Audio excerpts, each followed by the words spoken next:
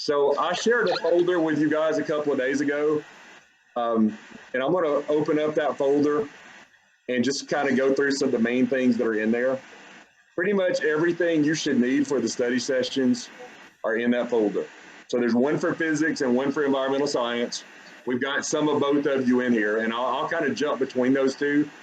But in terms of what's in those folders, the same basic kind of stuff in each folder. So I'm going to share my screen.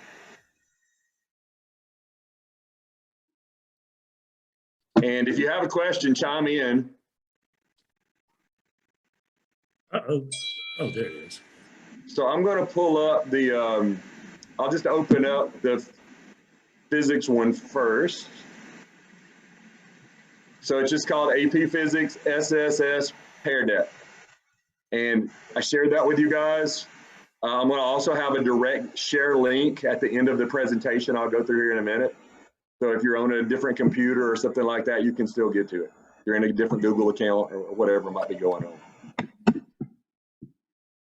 So when I open that folder up, first of all, notice there's subfolders for all 6 sessions. And inside those subfolders, you'll see the presenter, Google Slide presentation, Pear Deck presentation, and also copies of the student notes. There may be a PDF and a Word version in there. There may only be a PDF, depending on the subject. Environmental science also has a recording of the session. When we had those were new sessions written last year. So one part of writing those sessions was for the presenter, the creator of the session, to do a recording of them teaching the material. That way, if we had some students that were quarantined or something like that when they were supposed to go to the session, we'll just send them out a video. But we don't have that in physics at this point. We'll work toward that eventually. Let me get back out to the main folder though. So in the main folder, let's first of all look at this spreadsheet. So this one says Physics Study Session Spreadsheet. There's an identical one in the environmental science folder. If you open that up, this is where you're going to see the schedule. Who's scheduled to teach which session? Trainer 1 is the primary presenter. Trainer 2 is the secondary presenter.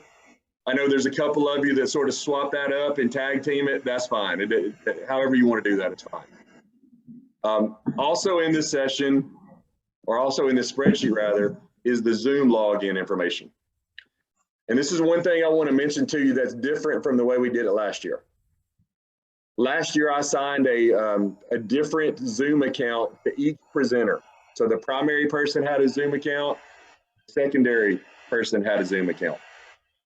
We people in our math and social studies A+ courses found out and really figured out that both presenters could log in with the same account, and it worked without a hitch. So what I've done is I've only assigned one account to each session.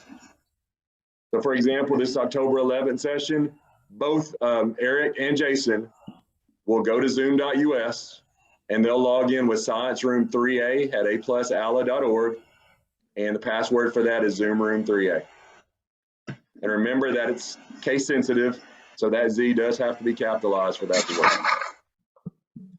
work. It's important, and the reason for doing just one account, one, it's easier to keep up with, but two, that way you're both set as the host.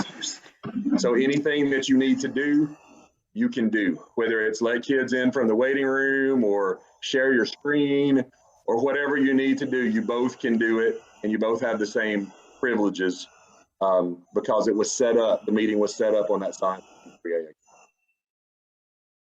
Also, if we scroll, Matt, real quick, that's the wrong email address for me. Oh, yeah, it is. I'll fix that. Hopefully I've got it the right, yeah, that's Deborah's address. Let's see, let's make sure I've got it right in here in the other places, Paul.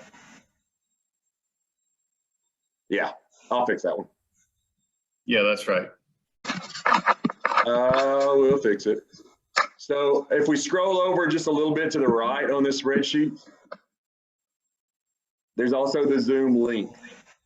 So we had a couple of presenters. I think it was biology presenters mostly last year that logged into the Zoom account and then went to meetings in Zoom and tried to scroll through the list of meetings and open up the right meeting.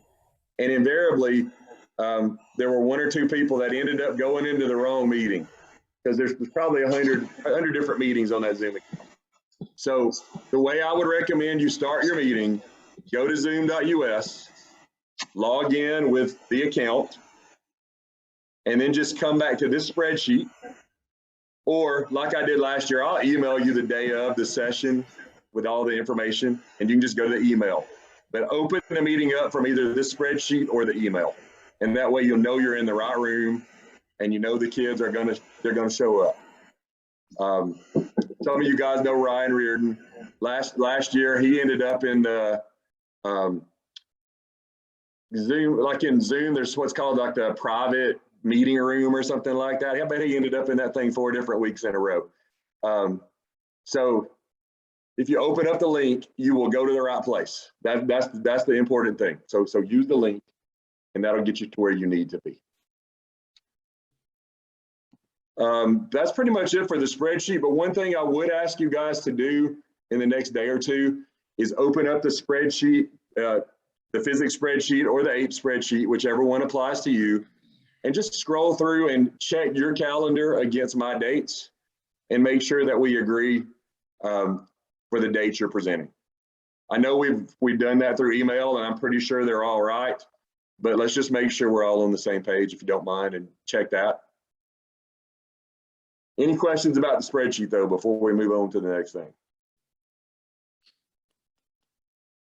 All right, so also in that folder, and again, this is in both the physics and the apes folder, is this presentation. I'm gonna open it up and go through some changes with you guys.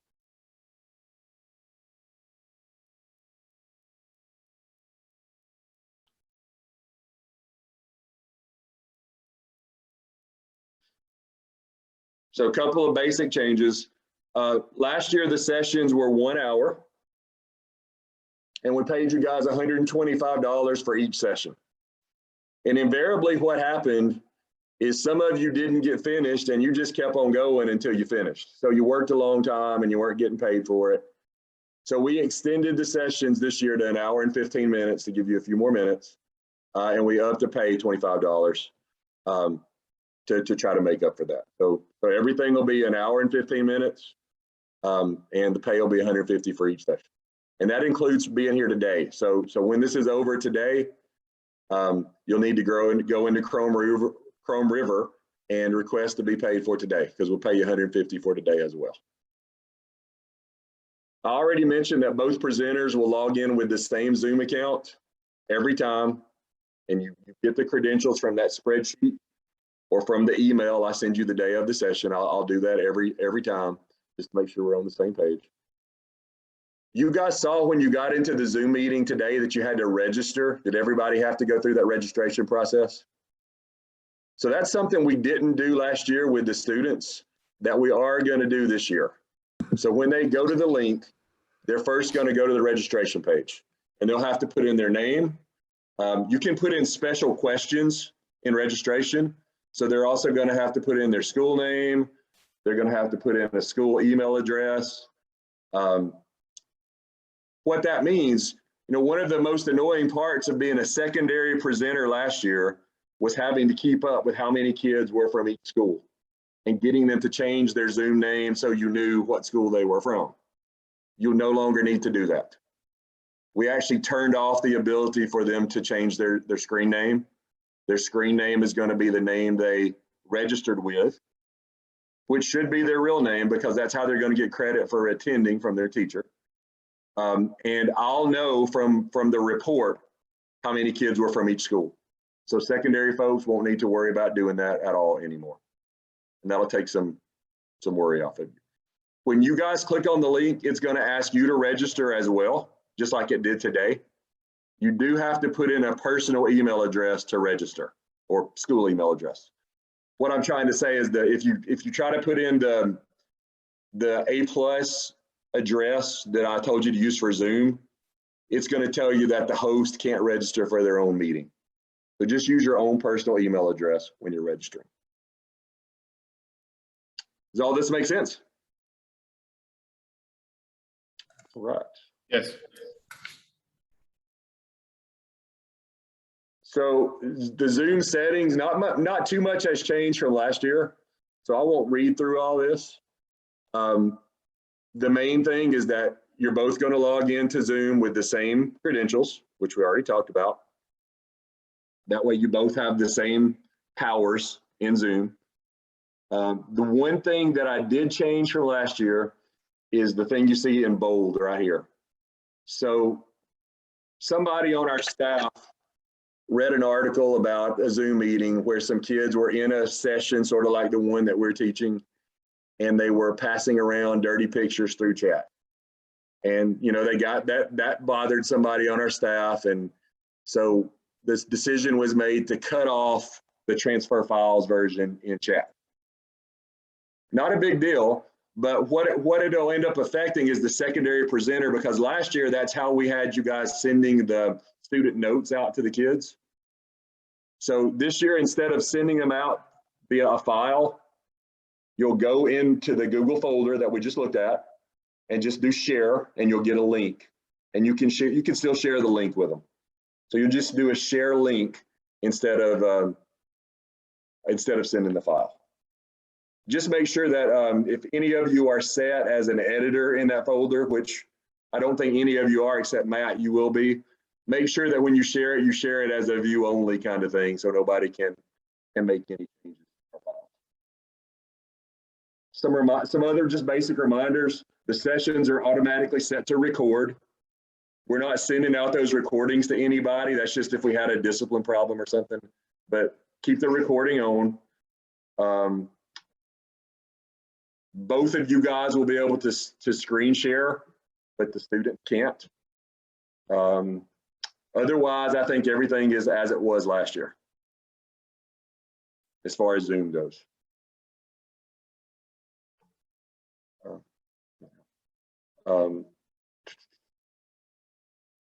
Here I'm talking about the registration.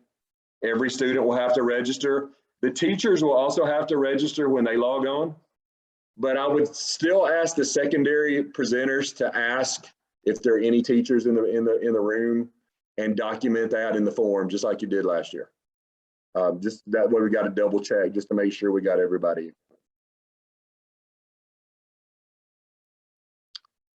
So one thing some of you probably ran into today is that Zoom just published a new policy a couple of weeks ago.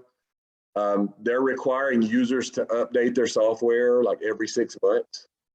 So if it's been a while since you've updated Zoom, which you probably had to do it today, make sure you update your software if you're using a different computer or something. We won't let you log on until you update. So just check that before you try to present.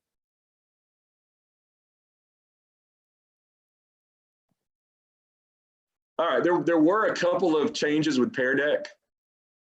Just a couple of reminders about Pear Deck though before we get into the changes. So if you want to present from one of our Google Slides, you want to use Pear Deck with it, the first thing you have to do is open it up and go up to File, and you have to make it your own copy of that presentation. So that's number one. You got to make your own copy first. And then to turn on Pear Deck, remember to do that, you've got to go to Add-ons in Google Slides. And this is all in here step by step, so you don't need to try to write it down. Go to Add-ons and just turn it on from right there. If it's the first time you've ever used it, which I don't think that's true for any of you, you may have to go to Get Add-ons first and download the Pear Deck add-on to begin with. But it's probably already on your system, and you just open it up. And then when you do, you get the little Pear Deck menu that you see over here. Remember that when you're ready to start the presentation, you don't hit present, you have to hit start lesson. And you want that lesson to be instructor paced. And this is where you'll get the information for the kids to join. And this is what you want to have up on the screen when they start logging in at the beginning of the meeting.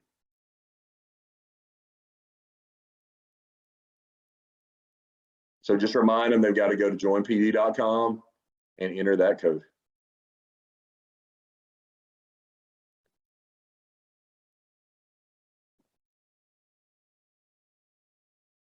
All right. Let me get back to where I was at.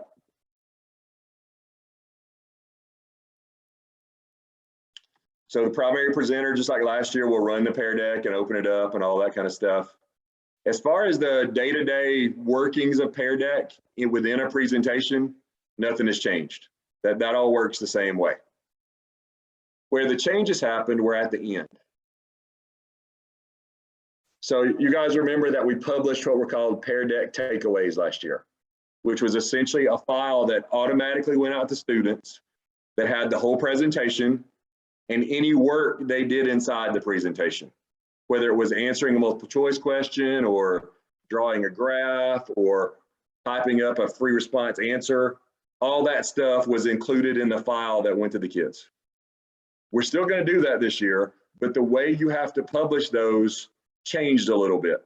So that's one of the things I want to make sure you know how to do.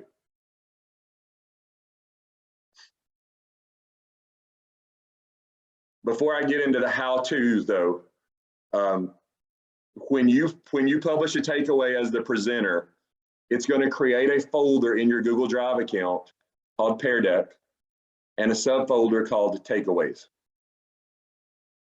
And every time you present, there's going to be a subfolder inside the subfolder created for each session you present. And all the takeaways for all the kids, you'll get a copy of them as well. They'll be inside that folder. When you publish them, as far as going to the students, they'll also be published directly to the students' Google Drive account because we're forcing them to log in with a Google account. And it'll go to their the shared with me section of their Google Drive account. And usually it shows up within about an hour of you ending the session. It doesn't happen instantaneously. There's a little lag time, but it happens pretty fast. But as far as publishing them, a couple of changes. First of all, you guys who are doing the primary presenting, you need to go to the settings in Pear Deck and make sure your settings are correct. This really hasn't changed much. You have to make sure that in settings in Pear Deck, that students are required to log in. You have to turn that slider on, and you have to make sure you check that it's a Google login that they're doing. Same as we had last year. Last year, just underneath that, there was also a slider for takeaways, and you could either turn that off or on. That slider has seemed to have been taken out. It's not there anymore. So I think the takeaways are automatically on. If you happen to see that slider in your account, which I checked several accounts and it's not there in the accounts I looked at, but if you have that slider, make sure that it's turned on. I don't think you will, but just if it's there under settings, make sure it's on. So in terms of changes, once you finish your session, before you get out of Zoom or do anything else, you have to go down to the three little vertical dots that you see at the bottom, and my bar is blocking it. Let's see if I can move this around a bit.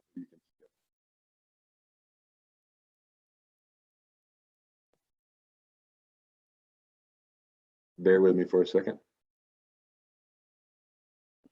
So you have to go down to these three little dots down at the bottom of your screen and go to end session.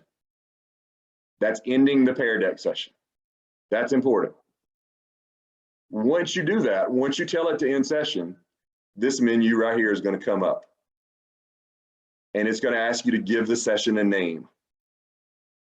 So I'd just like you to name it AP Environmental Science Study Session number 1 or AP Environmental Science Study Session number 2. You click Save and End Session.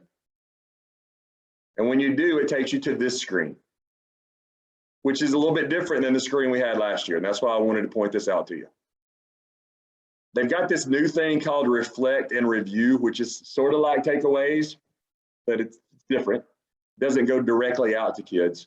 So we can still send the takeaways exactly like we did last year, but to do that, we have to hit this button right here, Generate Takeaways.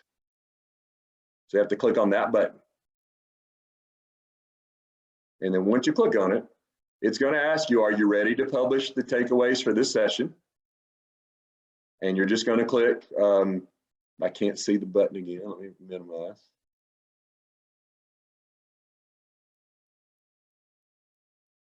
So it's going to, it keeps covering up the bottom of my screen here. But it's going to ask you, let me see if I can minimize it.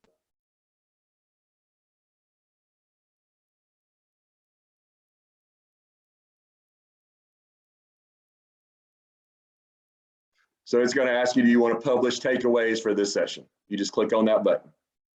As soon as you click on that button, the takeaways are sent. And they're automatically going into your Google Drive account in that Pear Deck takeaway subfolder. And they're also going out to all the kids. So a couple more buttons you have to push this year than you did last year, but same result. All right, does that make sense to everybody? One other thing that I want you to do a little bit differently than we did last year is there are several schools whose internet filters are blocking the takeaways from being sent to Google Drive. Some of the kids request those, and last year, if they did, I had to track them down, and sometimes it took a while for me to do that, and I ended up having to get the presenters involved to give me access to your folder to get them. So what I'm going to ask you guys to do this time is that after your first session, if you will go to your Google Drive account, find that Pear Deck folder, and then go in and find that takeaway subfolder within there. So the Pear Deck takeaways subfolder. And I'd like for you to rename that folder, your name, takeaways. So like Danny Elegante takeaways, just rename that folder like that. And then if you would share that subfolder with me. So just that subfolder is all I need. If you'll just share it with me. That way, whenever I need to track down a takeaway, I know it came from Matt Wells' session, and I can go in and very quickly find it. Last year, a lot of you shared them with me, but all the folders were named takeaways, and I had like 50 takeaways folders. And it took a while for me to go through them and figure out which one belonged to which person. So if you'll rename them, that will make my life a lot easier. Does that make sense? All right, well, let's see if I got anything. So, you know, last year, every time we had a session, I sent out this document that had the roles of the primary presenter, the roles of the secondary presenter. There were a couple of changes on here last year. These files are still in your folder, or in the Google folder that we looked at, that the updated versions are. A couple things I'll point out. Primary persons leading the session, opening up the Zoom room at least 20 minutes before the scheduled start time, running Pear Deck, trying to make it as fun and welcoming as you can, because remember, these kids are doing this after school. They might have had a long day. You probably had a long day. Try to make it as fun as you can. The first day, you might have to remind them a few things about Zoom. I would imagine most of them are probably as good at Zoom as you are, because most of them have done it a lot. But you might have to remind them where the thumbs up, thumbs down thing is, if that's something you use, or you might have to remind them how to mute and unmute themselves. Probably won't have to do that after the first session, but you might have to on the first day. I put a reminder in here to publish the takeaways and to rename your takeaways subfolder. If you have any kids that are disruptive at all, they're doing any misbehaving, don't warn them, don't put up with it, just remove them. And here are the directions for removing them from the Zoom room. And if you have to do that, just after the session, let me know. And I'll go back to the video and figure out where it came from, and we'll deal with it. Last year, we didn't have any problems at all. One of our computer people did. She had a student who kept saying inappropriate stuff over and over again, and the presenters didn't know how to kick them out. So it became an issue. So specific directions right there for how to get rid of them quickly, if you need to. And like I said, don't hesitate to do it. I'll take the heat if anybody gets upset for a kid getting kicked out. You just kick them out, and it's on me if they got kicked out. I don't think it'll be an issue. Like I said, we didn't have any issues last year, but if you think a kid needs to go, make them go. And the primary person can do that. The secondary person can do that. Both of you can do that whenever you need to. What if we need to kick out our co-presenter? I mean, Walt gets pretty wild sometimes. Yeah, Walt, you got to watch Walt, no doubt. He causes a lot of trouble. I can't see Walt on my. Walt's in here, right? Walt, you're in here, right? There you are. I had to scroll down to see you. Yeah, you got to watch him sometimes. But the thing is, he's going to be able to pop back in because he's logging in with the same account as you, Matt. So you may have to kick him out over and over again. I will ask, since he brought up the other presenter, if you guys will, when you're presenting with somebody, if y'all will share your phone numbers with each other, just in case you have tech issues or somebody gets sick. That's our backup, and I'll either serve as your secondary person, or I'll find somebody to do that if we need to. But you guys communicate first and let me know as well. I've got my phone number on here, so if there are any issues, let me know, and we'll find a person to take your place, and we'll go from there. Any questions here on this one? This one really didn't change much at all. There's a couple of changes on the secondary one, which is the next slide. So really the secondary person's main jobs are operating that waiting room, letting people in. You got to do that throughout the meeting, because if a kid gets kicked off, you got to let them back in through the waiting room. Somebody comes in late, you got to let them in through the waiting room. So that's kind of an ongoing job. I do ask you to, again, ask for teachers' names and school names and document that in the Google form at the end of the session. That form has changed a little bit. I shortened it up because you don't have to count like how many kids are from each school. I think there's maybe 3, maybe 4 questions in that form. One of them, how many total students were in the meeting? Any names of teachers and students and their schools, and just sort of how did it go? That's basically it. It'll take you about 2 or 3 minutes to fill out that form. Remember that as a secondary person, one of your tasks is just to share that Pear Deck join information.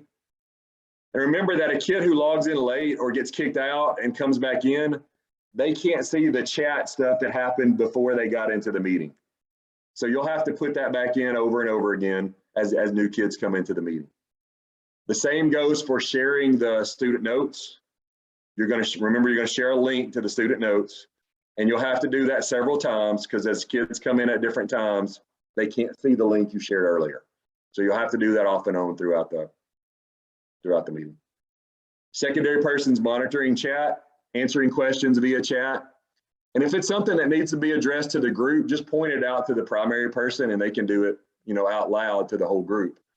But if it's a specific question the kid has that you can answer, just go ahead and answer it via chat.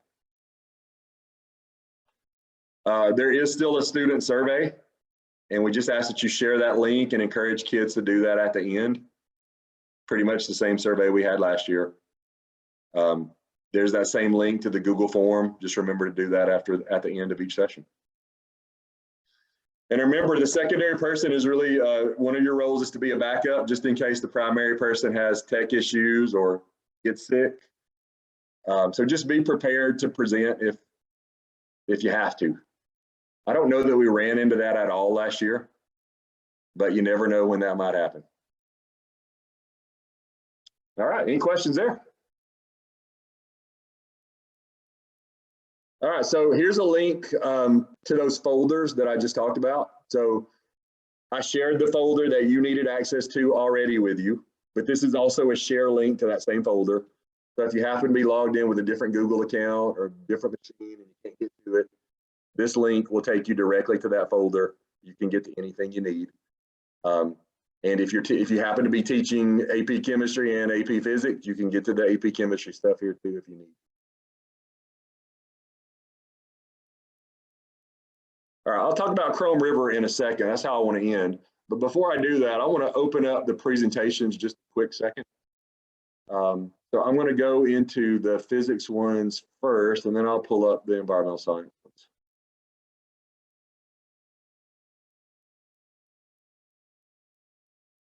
So I made some edits to the physics materials. I tried to shorten the physics materials up a little bit.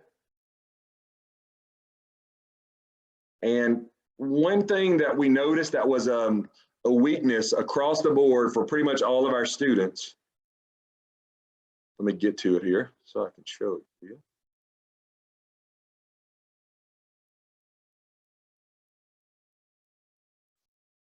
There were 2 of the FRQ questions on this year's exam required kids to derive an equation. And across the board, our kids did really bad on that.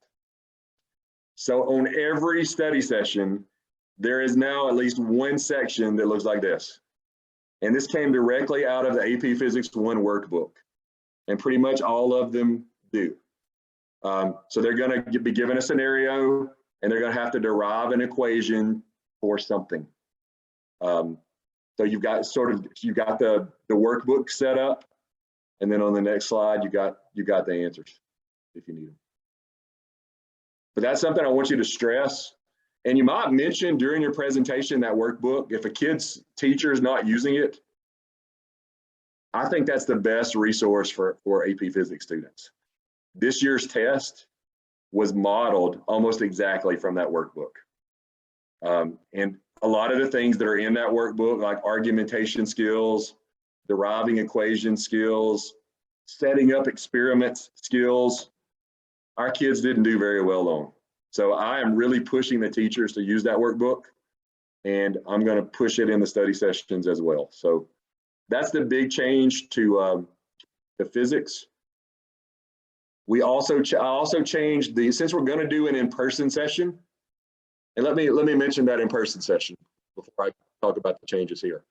So on April 30th, assuming the COVID situation is okay, which you can never assume that, but we're planning an in-person session at 8 different locations across the state. It's going to be like a 9 to 3 kind of event. And we'll probably, for each subject, have 2 sessions that we run 2 times. So there'll be 4 total sessions. And some of these locations will have a lot of students, especially for biology. That's the big group. Physics groups tend to be smaller.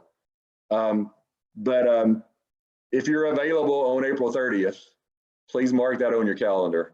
I'll need as many people as I can get probably to staff those. Because we were doing those in-person sessions, I took that last session that we had for physics, which was sort of an overall review, and I'm going to move that to the in-person session. To replace that, we have a session now that's on torque and rotation.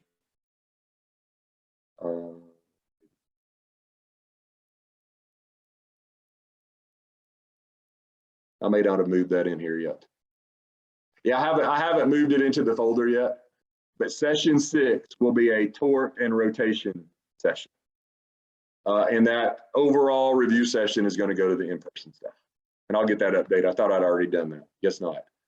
Otherwise, the other physics sessions are the same as last year. Session 1 is kinematics. Session 2 is dynamics. Session 3 is universal or uniform circular motion and gravitation. 4 is work, energy, power. And 5 is momentum. I did juggle them around a little bit so that they better matched the pacing guide. They should, if teachers are anywhere near where they should be on pacing, these sessions should be review. I know there were a couple of times last year where a lot of them you were introducing materials. That should not be the case this year unless teachers are way, way, way behind. So hopefully that helps. Let me pull up the apes folder real quick. So apes folder looks the same. Again, in each of the subfolders, there is the Pear Deck Google Slides folder. There's the student notes, and then there's a video of the presentation. That's going to be the same for all 6 sessions. As far as the content of the sessions in apes go, those were brand new last year. So I didn't do much updating to those at all. Matt's going to go in and change one of the free response questions to make it more consistent with what we've seen the last couple of years. It's Matt, did you session have a 4, comment? Matt. It was session 4. That was the So one. session 4. So he's going to go in and make that change. And then Matt's actually going to help me design the in-person sessions for apes. I'll probably do the ones for physics and biology, but I don't have the knowledge of the exam that Matt does for apes, so he's going to do that for me. Let's see. So any questions about anything I've mentioned so far? So I want to end then by talking about Chrome River and you guys getting paid real quick, because that's important. All of you have done Chrome River before, correct? Anybody new to Chrome River? I don't think so. So remember, when you want to go to Chrome River, you have to go to our link. It's linked up on the A+ College Ready website. Here's a direct link to it. If you just Google Chrome River, I promise you it will not take you to the right place. And I can't tell you how many people have tried that. You have to either go to our website or go to this link to do it. So go there, go to the right place. This policy's been in place for several years, but our bookkeeper is insisting that she's really going to enforce this year. So you have to request payment within 30 days of the event. There was somebody last year, it was just like 6 months after the event, they requested payment. And it was like a several $1,000s kind of thing. And it spanned different fiscal years. So it caused all kinds of nightmares for the bookkeeper.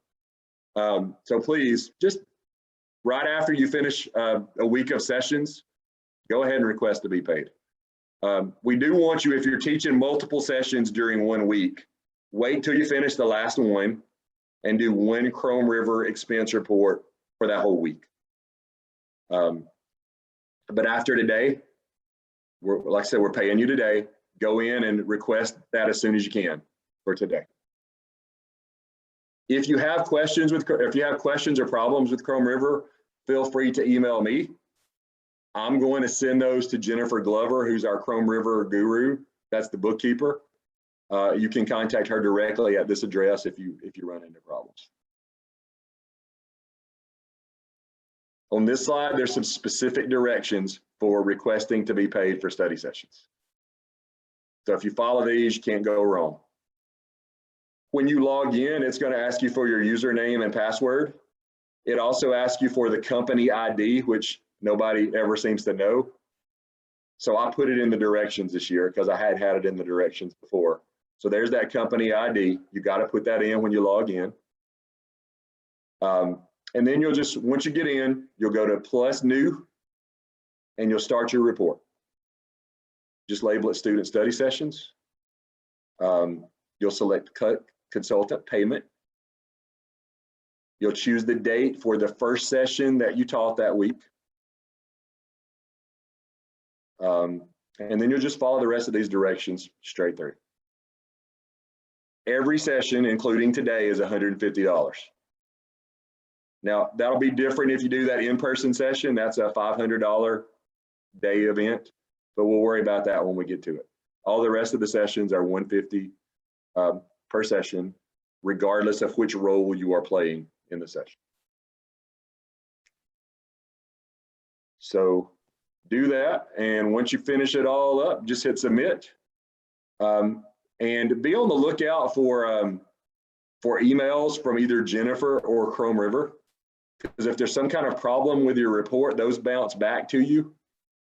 And if you don't address it, it's like you never submitted it. So make sure that you're looking for emails from either Chrome River or Jennifer at A+ ALA.